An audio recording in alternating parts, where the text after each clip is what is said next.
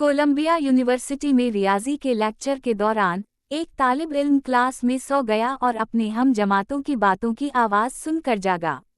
जब लेक्चर ख़त्म हुआ तो उसने देखा कि उस्ताद ने व्हाइट बोर्ड पर 2 सवाल लिखे थे। इसने सोचा कि ये होमवर्क के सवालात हैं, लिहाजा उसने इन्हें अपनी नोटबुक में नकल कर लिया ताकि बाद में हल कर सके।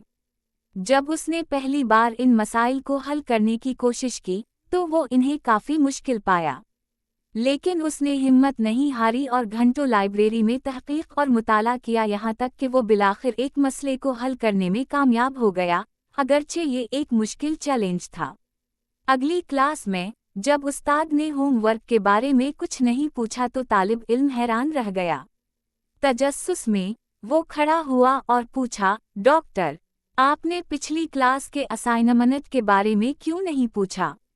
उस्ताद ने मुस्कुराते हुए जवाब दिया, वो लाज़मी नहीं था, मैं तो सिर्फ वो सवाल लिखे थे जिन्हें साइंसदान आज तक हल नहीं कर सके।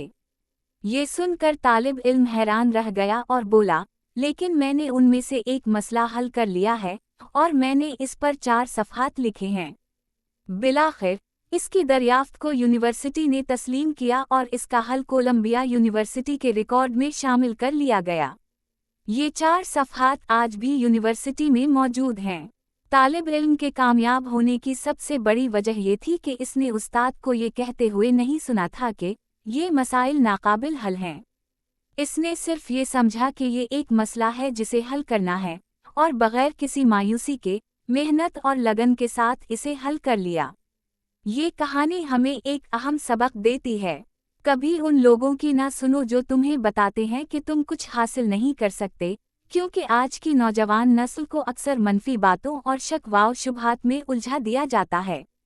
कुछ लोग दानिस्ता तौर पर नाकामी और मायूसी के बीज बोते हैं, लेकिन याद रखो, तुम में अपनी मंजिल तक पहुंचने, मुश्किलात पर काबू पाने और अपने ख्वाबों को पूरा करने की भरपूर ताकत मौजूद है।